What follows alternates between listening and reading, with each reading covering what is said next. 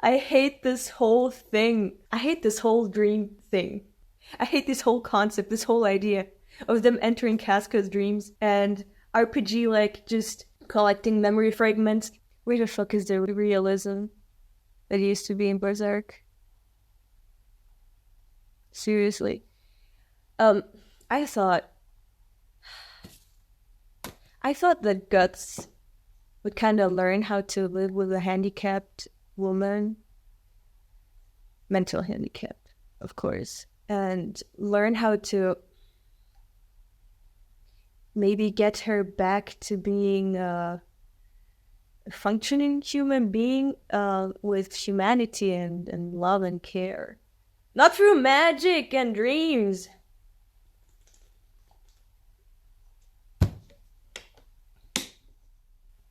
So they're entering her dreams to go on a quest and collect things and like a puzzle, put it together. And there's this tiny casca and there's dog guts. I think the biggest problem is that in the past, Miura's source of inspiration was mainly the news. He used to watch the news every day and get inspired by events around the world, catastrophes, and just human suffering on a macro and micro level. And now the main media he consumes is it. And you can see the influence. It used to be really realistic and relatable. And now it's just full of lolis doing cute stuff and going on adventures and nakama crews. Oh, man. And by the way, can I just say how I hate this dream sequence, especially because you see a casket and a broken doll is in there, which is Casca's mind, sorry. And it's pulled by an ugly dog, and we know this is Guts. And I hate this, okay? I know this dream world is supposed to symbolize what's going on inside of Casca, but I hate the symbolism that has developed in the the past 10 plus years. The symbolism used to be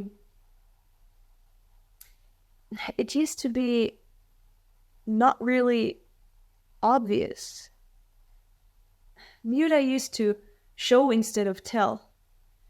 And now he's just shoving us the info into our faces like, oh, look, this is what's going on. And now there's no room for interpretation.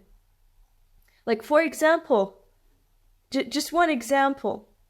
I use that all the time. But symbolism in the Golden Age arc. Let's take this. You remember when Guts was about to assassinate Count Julius, and he saw Count Julius and his son Adonis training in the yard, and he was just looking at them, and he remembered his own father and his training when he was a young boy, and the look on his face. It's so subtle. It's there, and the relationship there is the relationship between Count Julius and his son. It's there to make a parallel between Guts and his father. And when he killed Adonis, he kind of killed himself and his future. It's really, it's hard-hitting, it's raw, it's relatable. And now it's obvious. It's obvious that the broken doll is representing Casca's broken mind, but guess what? We knew that Casca's mind was broken, so that's unnecessary. It's redundant. it's stupid. We know that Guts is roughed up and has gotten really tired, and this is like as if he's playing a game or seeing what's normal in the anime and manga landscape right now, and instead of avoiding those tropes and cliches, he's incorporating them. When in the past he used to avoid all kinds of cliches and tropes. And I'm not saying cliches and tropes are bad inherently. They're not. They can be done really well. But not in Berserk, because it doesn't fit the story anymore, because it has started so differently, so vastly differently. And now he's doing what other people have already done. As I said, I like symbolism when it's used like this. You have something concrete to represent something abstract. Like, for example, you have Count Julius. He's something concrete, something material, and he's used to represent something abstract. Gets his feelings for his father. And now you have something abstract representing something abstract. What? It's dumb. It's like, shove it in your face, like, oh, look, Casca is broken, how am I gonna show it? Not with Casca being actually broken, which we have seen in a lot of chapters. No, I'm gonna show it by using a broken doll, as if you didn't know that it was that Casca was broken already. Why? Why? What I'm trying to say here isn't that dreams shouldn't look like dreams and be abstract, but that showing the entire dream sequence in itself is redundant, because the reader already knows about what happened to Casca's mind. It would have sufficed to just, I don't know, show Shirke and Farnese with closed eyes and concentrating, frown and gasp from time to time and say something like, oh god, the poor woman, and vomit while being inside her mind. Something like that, I don't know. The readers would have already known what the hell they are seeing in there. The entire penis monster puzzle collection quest was really stupid and childish. So I also liked how as I've mentioned before, it used to be showing instead of telling. So my favorite is when, probably, it's one of my favorites, okay? It's just exemplary of how Mira used to work. You have Guts, who has just killed his father, set the tent on fire, and is being chased. And he manages to escape, and then there's wolves. All of that. Not a single word. Guts is not saying anything. He's just looking really tired. He's a kid and he has stab wounds, arrows sticking out of him. At some point, he's just lying down and looking up at the sky, and it's so beautiful. We had those quiet shots so many times. No words needed. Or let's take the campfire of dreams scene. He is talking about what's going on inside of him to Casca. But it's still good because you get to know his true feelings. You gotta have that too. And you have the campfire of dreams as something symbolic too. It's something concrete, again, symbolizing something abstract. And combined with his inner monologue, okay, it's not an inner monologue anymore, he's talking to Casca, but still. And this is when they become closer. This is the first time that he's opening up to someone. We've had Casca opening up to him.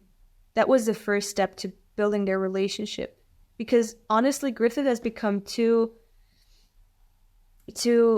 unreachable. He's become something not really tangible anymore. He's far above them. Guts used to love Griffith. However you might interpret it, he used to love Griffith. He used to think he only wants to live for him, swing his sword for him. His only reason to live was to swing swords, and then he said, I want to do that for him. Casca used to love Griffith. And then, because he's just too busy playing up there, far away from them, they grow closer to each other because they're on the same level. So I love that too. Oh man. And I think that Casca was aware of what Griffith was about to do during the eclipse.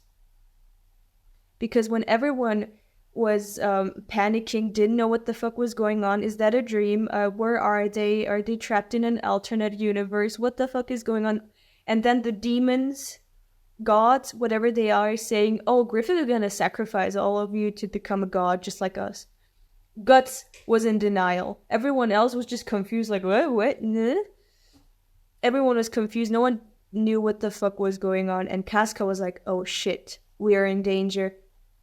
Immediate formation. She made a plan. She was ready. She knew Griffith the best. She knew that he was about to do what he was about to do. My point here is that there used to be a lot of subtext and room for interpretation because of the lack of dialogue or inner monologue to accompany each pivotal situation. Glances, facial expressions, body language, direction of scenes, and color coding were used to imply a mood, thought, or feeling instead of words explicitly stating what's going on. And this is why there are still debates in the fandom about certain characters and their reasoning for specific actions. And this actually mimics human communication in daily life perfectly, because sometimes facts aren't given to you clearly and straight away, but are obscured or subconsciously delivered. This is what I mean when I say raw to describe the storytelling in parts of Berserk. And this choice in conveying plot points gets abandoned later on. Coincidentally, the more lowlies show up and the more watered down the grittiness and realism becomes. I suspect Miura went for more simplicity and less graphic imagery or themes to cater to a broader and less pensive audience that seeks out mindless entertainment more than complexity, reflecting his own change of attitude towards recreational consumption of media, if you remember that he consumes more Idolmaster now or Akamatsu Ken's works. Just pure lolicon degeneracy. I didn't like how the story ever since the Golden Age arc has shifted to so many side arcs, like filler arcs. I was reading it and all the time I was thinking, okay, great. When are we gonna get back to Guts chasing Griffith? Or it doesn't even need to change him, it just needs to deal with it. I need the dynamics between those characters because they matter. And then when what was the first filler arc where I felt really disconnected? Wasn't it already their Lost Children arc? Yes. What was that for? what was the point? Seriously, what was the point? Oh no. Okay, good. That was the point. The Sea God arc was. There's a lot of pointless arcs. A lot of. Oh my god. And the introduction of Shirke. I'm never gonna get over this, but this lowly witch ruined Berserk. Not single-handedly, but no, not every long manga has fillers. Shut up, Felix. No, that is not true. Those who do it well, they don't need any fillers. There's some really great, consistent manga out there, and honestly, I would prefer consistency to longitude. I know that Miura wants to create the longest running fantasy series. You can see that. He's drawing out the ending pointlessly. And it's going nowhere. It's honestly going nowhere. So I would have preferred it if he had made a short and concise quality manga instead of a long series that has so many pointless characters, so many pointless arcs, no development. It's an epic, yeah, because he tries to make it one, but the quality has dropped. I'm sorry. I prefer, if it's an epic, I prefer to be good, okay? To be worthwhile reading from beginning to end. This is my opinion, okay? And my opinion is, even Miura has lost touch.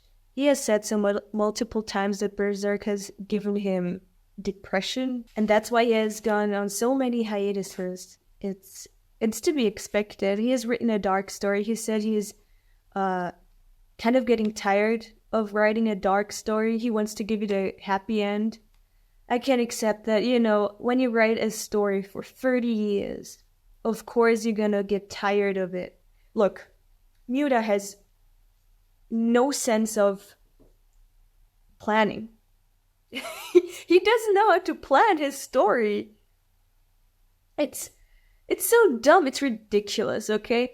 Look, even the first 2.5 volumes, just the Black Swordsman arc, he didn't know what the fuck he was doing. He just wrote an edgy story, and he knew it was edgy. He wanted to make a dude who's, slashing around and killing demons. And then when he came to the Griffith chase, he was like, okay, I've created something fairly interesting now. Now it's become something personal, okay. And now on to the why. Why is he chasing this fellow? And he said it in an interview. I'm not making this up. He was like, okay, now on to the why. And then he created the Golden Age arc. This is the only reason why I can excuse the Black Swordsman arc. Otherwise, that would have been kind of shit too. So, no sense of planning. Which we can see also with the release of chapter 82. Was it 82? He released it. Then he was like, oh no, I actually want to unrelease it. Don't publish it, please, in the hard copies. And what for?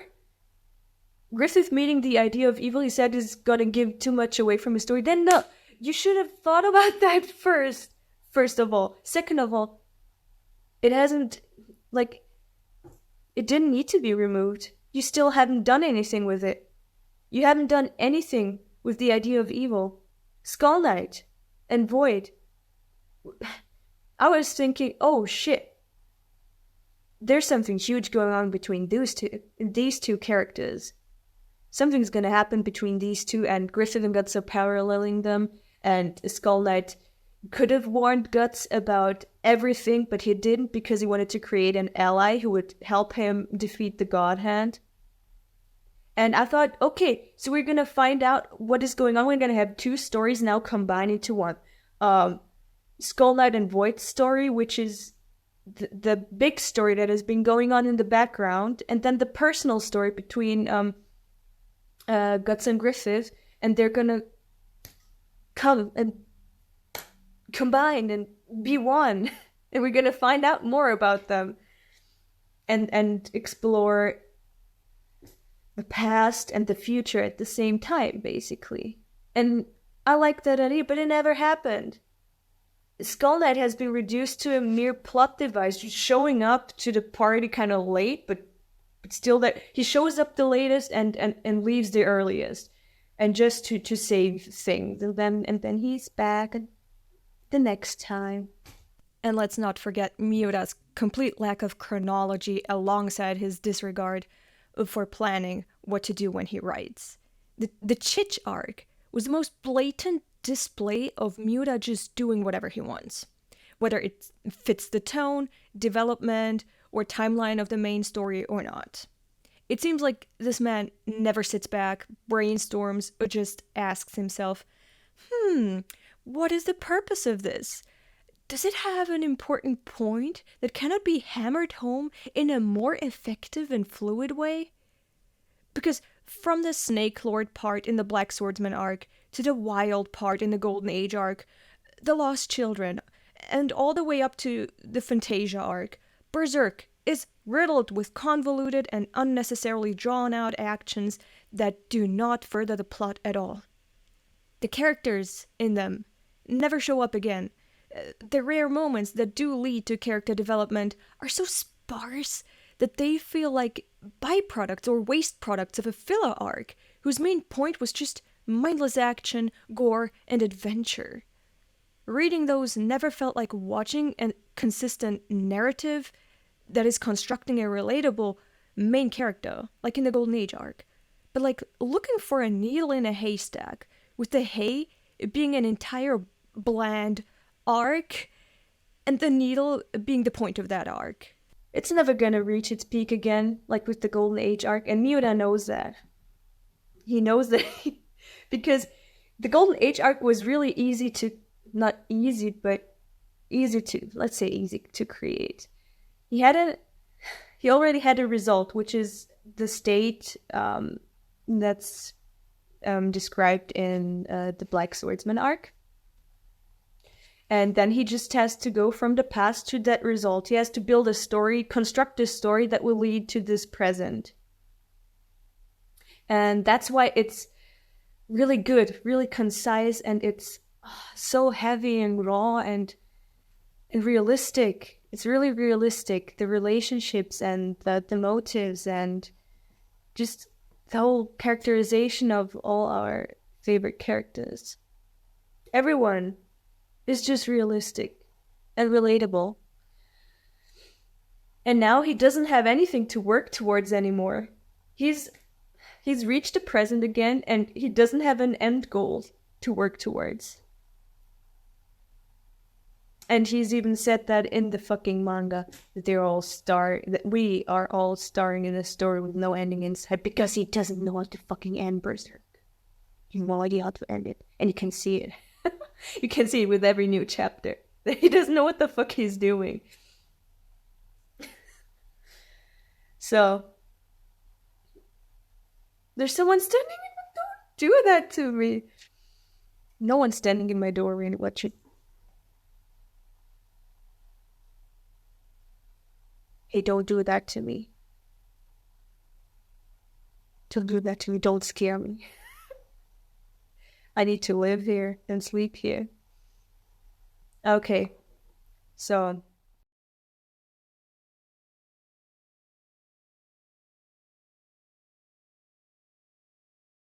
I hate this art style.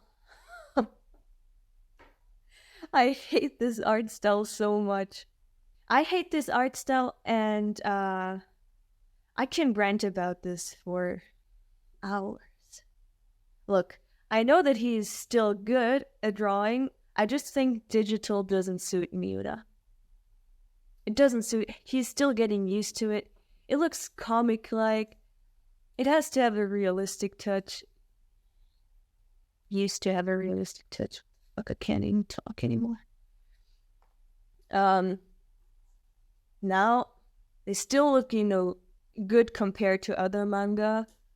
Those panels and pages and the spreads. They look fantastic compared to other manga. It's still maybe top 5 manga art. But compared to its past, it's nothing. Not nothing, but obviously it's gotten worse. And no one can tell me otherwise. This looks horrible compared to the past. And you know what, to me, the funniest and weirdest fact around Miura's art is? The creation of Studio Gaga. Like, what was that for? He insists that he's still responsible for drawing everything, and the team is just doing some color grading or something. So he has enough money to create and sustain a team of people who apparently do nothing except train to draw a little bit like him and do some line work here and there. Like, I thought he hired people to make the release of chapters quicker so they can share the drawing part and he can just, I don't know, focus on directing the story. Just focus on the story. But no, apparently he still does 99% of the work.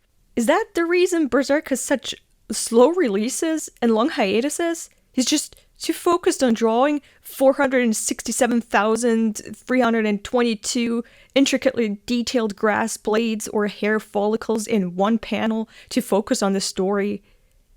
And as for where he gets the money from to pay a whole team of artists to not work on Berserk, obviously with the lack of releases, Miura's income would be lower. But remember, he's still living off the success of the Golden Age arc, since they keep releasing games and anime adaptations of it periodically too. And I am not even making this up. This is how all the projects got legitimized by the respective teams. Quote unquote, promote Berserk and motivate Miura to keep working. End quote. So I just find it dumb that A, Miura created Studio Gaga for nothing. B, sustained Studio Gaga with the royalties from various Golden Age arc adaptations and, of course, the manga sales. And C, people still insist that the Golden Age arc isn't even that good, or that Miura doesn't owe fans transparency about his work progress or new chapter releases, when the fans are the ones who keep the money machine for him going, so he can pay people to do nothing and engage in side projects like Gigantomachia instead of working on Berserk. He's just wasting time. His own time, fans' time, everyone's time, by doing things the way he does them. Namely, inefficiently. Like, you have a team that can draw, please use them.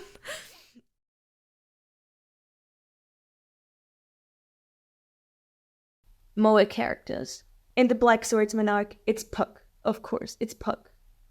You have something gritty and dark, and then you have Puck, something cute. Which is okay, you know.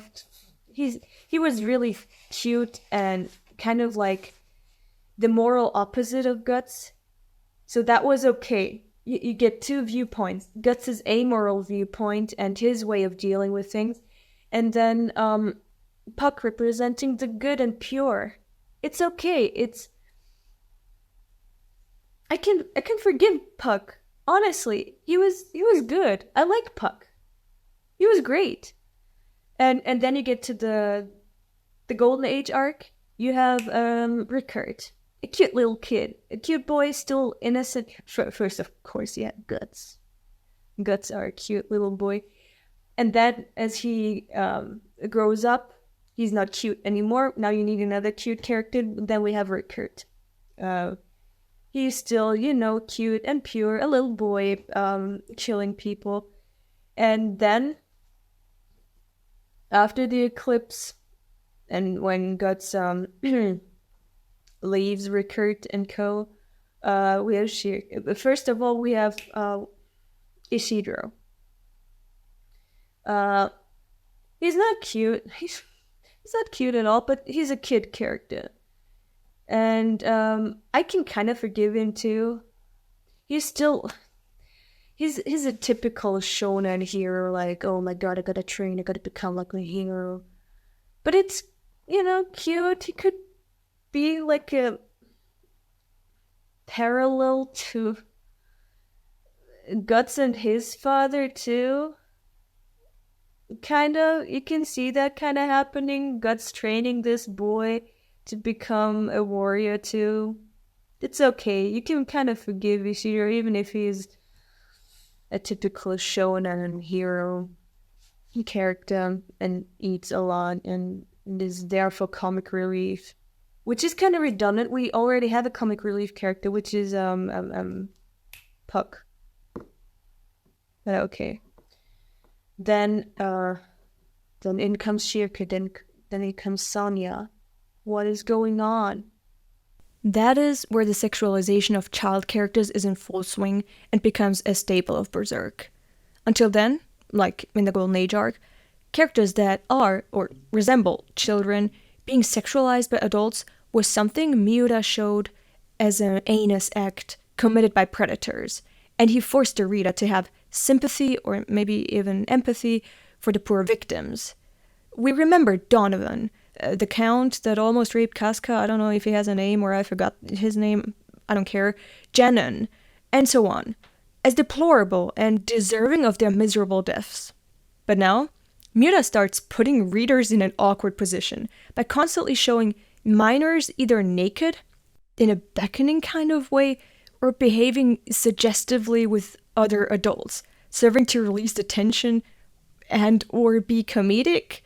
Like Shirke, Erika, Esma, Sonia, all of these little girls get the same disrespectful treatment of not serving any purpose beyond being moe and providing fan service for perverts. It's so tone deaf. I almost feel insulted. Why all these lowly characters? And don't even try to tell me they're here to be the new family for Guts, the innocence that Guts has lost, or here to calm him down, make him more mellow, make him more caring. Shut the fuck up. No, it's there because Mira has consumed too much Idolmaster. I'm not even kidding. You know who has had the most impact on Guts' development? It was an old man, Godo, the blacksmith. God, he has had so much impact on Guts. Because of him, Guts has mellowed down. And I love Godo, therefore. He's just been there for a few chapters and he died, and he was super old. So, why these little kids? Why not adult characters like we used to have them? Like, we're on getting angry.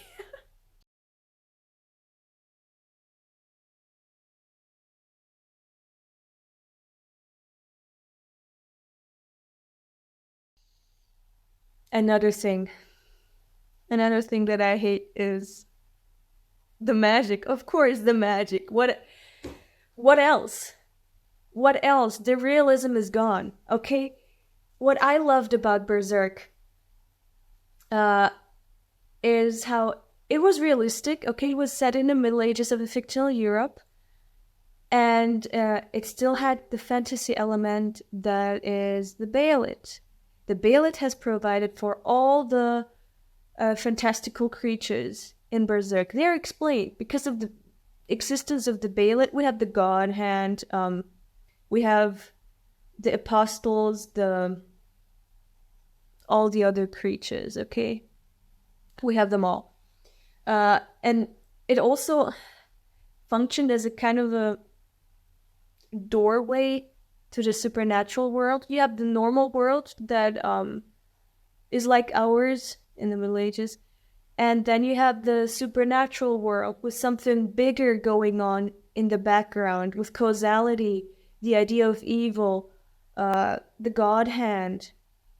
But anyway, all of these are tied to the Baelit. Without the Baelit, we don't have them. So I love that. And I love the design of the Baelit. Who the fuck comes up with that? So, the apostles, the God Hand, I love those. They're unique to Berserk. You have the Baelit is unique to Berserk. You have apostles unique to Berserk. God Hand unique to Berserk. Mermaids, unicorns, dragons. We've had those since the first written words of human history. You have take any fucking story, okay? Take a daily slice of life story. Throw in a mermaid and it's fantasy. That's it. It has no mechanism. It has nothing that is special to just that story alone. It has borrowed a fantasy creature that has been talked about in almost every culture for eons. We have that. Maybe not eons, okay, but for a few centuries. You've borrowed a fictional creature. And the Baelit is something unique. Maybe not unique anymore. You have the Death Note too. The Death Note is kind of like the Baelit, connecting the supernatural world with the real world. But it's not as cool as the Baelit, let's be honest. So anyway, I love that. I thought we were going to play with that. not magic, but with that mechanics around, okay? I thought now that Griffith has become a god hand, and Guts needs to somehow grow stronger to be able to oppose Griffith or even come close to him, that they're gonna have to play around with that kind of thing. And we see that. We see that happen. We see that happen with Skull Knight. How did he survive for thousands of years? 1,000 years, okay. How did he survive? He's a human. He's a form of sacrifice. So there's something going on there. We don't know how he did that. Maybe with the help with rechanneling Baelit's functions and making it his own. He's eating Baelit's, okay? He has this sort of resonance that can cut through space-time. So we see that it's okay. So Baelit's cannot just be used to make gods out of humans, which I love, by the way. Gods made out of humans. Great idea. I love Muda for that. But also to make something else, like, for example, this sort of resonance. Anyway, I love that fantasy element, and all the fantastic things that happened in Berserk happened because of the existence of the Baelit. And now you have unicorns and ghost pirates and the fucking sea monster and whatever. Dragons, we don't really see them anymore, but dragons too. Unicorns, fuck off. Why? Why? It's doing what other stories have already done. Oh yeah, and another example how the whole mechanics of the Baelit God Hand idea of evil thing was rechanneled was with the mock eclipse. So we don't just have the regular eclipse that makes you human into God, you have the mock eclipse that makes you God into human again. Isn't that cool? Again, you've rechanneled something and made it in a different kind of way. So I think magic could have been avoided if Miura has just used more of the Baelit mechanics that are there. Gabriela sent me a screenshot of the newest chapter, and it said something like, "Hello, Shirka Farnese. I am Elaine, and I've been taken care of for this long time." I thought, "Oh shit!" Now prove me wrong, if I am wrong. I thought, "Oh shit! Casca is healed. Her mind is healed, but her past is still gone." So now she can be a functioning human being again, but without actually having to relive that kind of trauma. So Guts' purpose is fulfilled. Sure, he has lost the casca he's loved. Oh, that would have been so great. He has lost the casca that he loved in the past, but now she's happy again.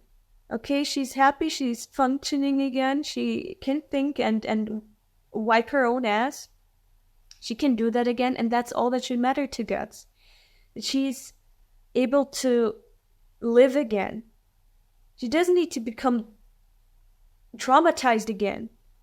Like, that was a mechanism of her brain to deal with trauma. Her brain thought it was the best thing for her to just shut up everything, the whole world, her past and everything that is going on, to regress to a childlike mind. That's sad, but it's what her brain thought is the best for her. Otherwise, she would completely break or should just die. And if she had just, by putting the memories back together, if she'd just come up and like, "Hey, I remember everything again. I'm back. Hey, guys." That would have been beside the point.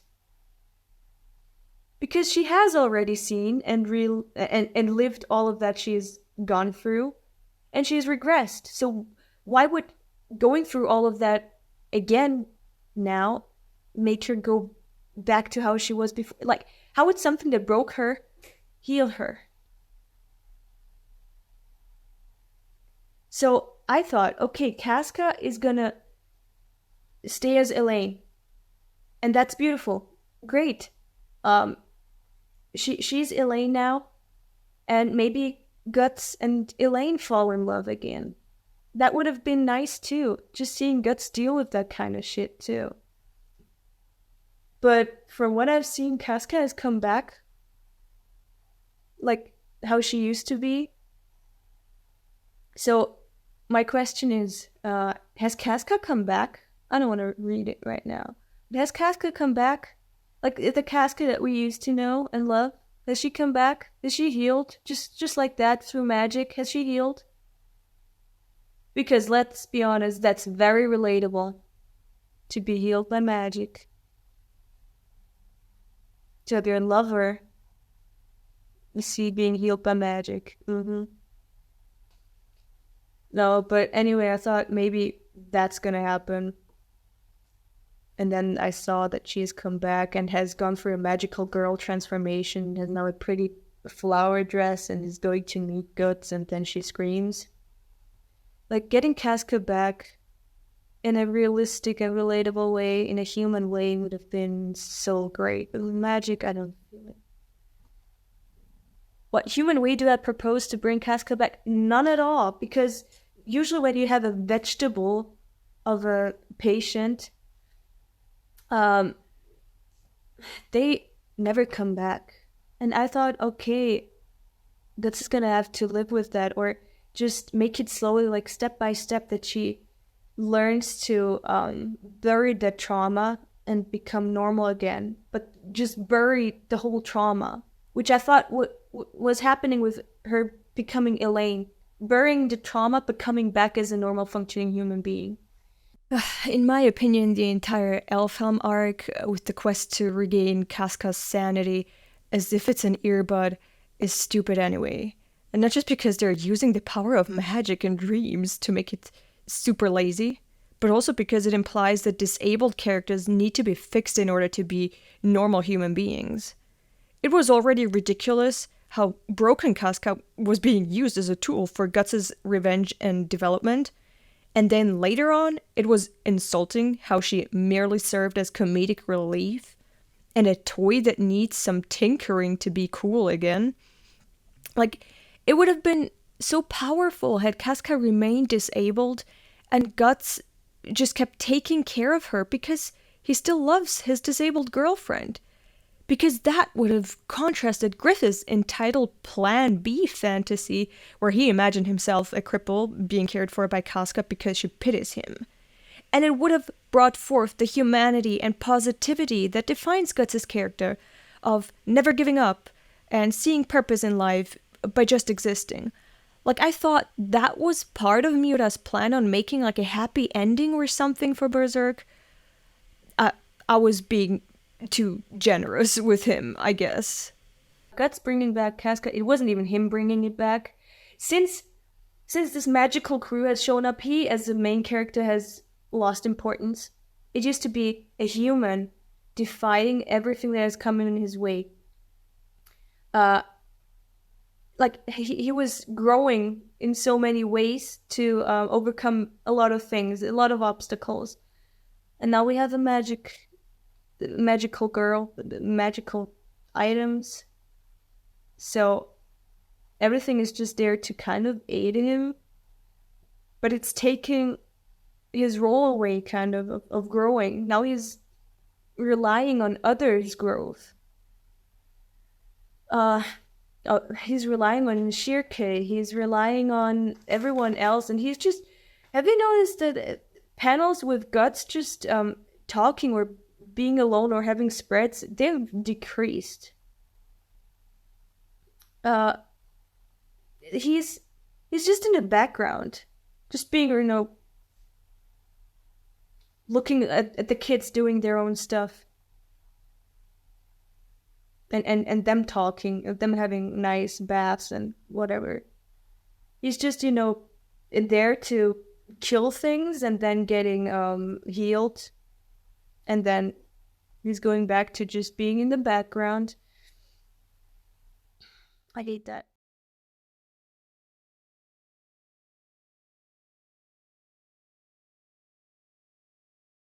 Oh yeah. I hate how Muda also abandons characters that have a big, just high potential to become good characters, like Fanese and Serpico. At first I was like, oh, what the fuck? Now we get another side arc with side characters. What for? What for? But they had some potential. Okay, so far we've had murder, we've had pedophilia, we've had rape, we've had war, we've had betrayal. Now in comes incest. Okay, we've had that with the king and Charlotte. But anyway, now in comes, okay, heretics, religion, neglect, sadomasochism, self-punishment, self-hatred, abandoning your parents, killing them for something else. I don't quite understand Serpico. But okay. So with Serpico and Farnese, we have new sets of not quite good human traits and human things happening, but it's very raw again. So I was like, okay, fuck.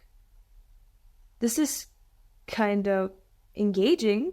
I like it. I like where this is going.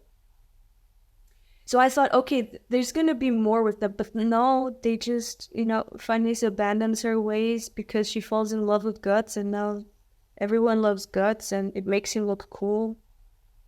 Why? By the way, I love how Rickard too. He's very resourceful. He's very creative. He's very good, very intelligent. And in Falconia itself, it's like a combination of everything that was good and bright in the antique and combining it with industrialization.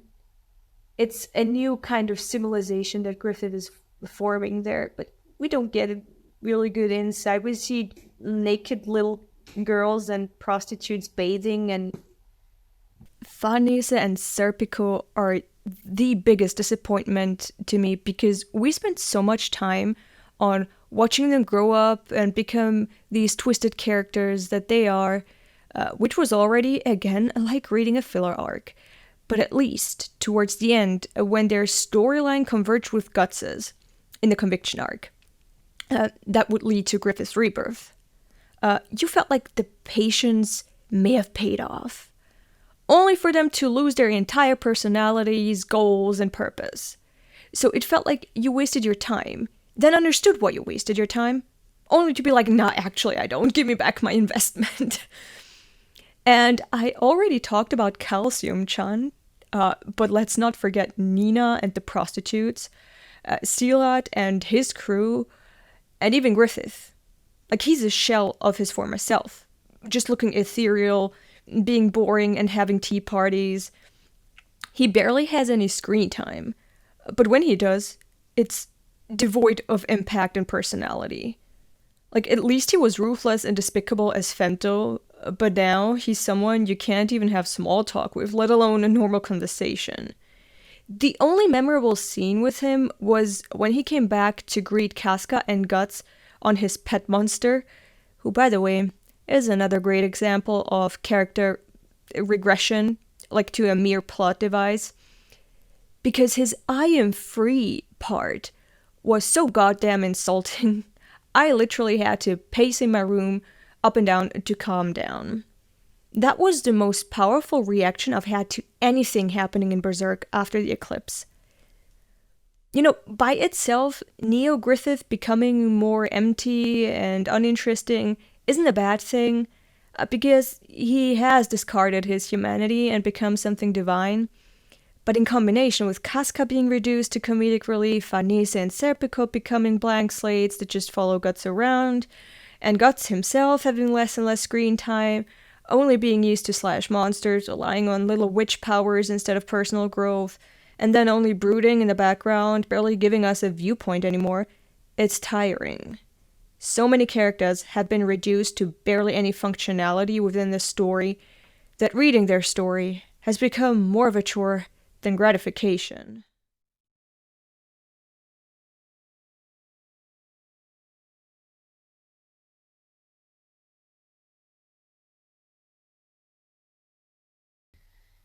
This was a long live stream. I should stop now. I wanted to just make it like 20 minutes. It's been over an hour. Yeah, those are my thoughts on Berserk. That's it for now. Any more? I really need to go to the bathroom.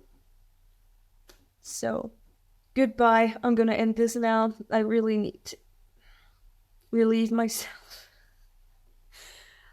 Okay, well, I think who's the guy who was talking about it changed my mind that everything past the eclipse is good, and I was like, no, it's not. And he was like, well, bring your arguments, and I said, no, I don't wanna, unless I do a video essay or something.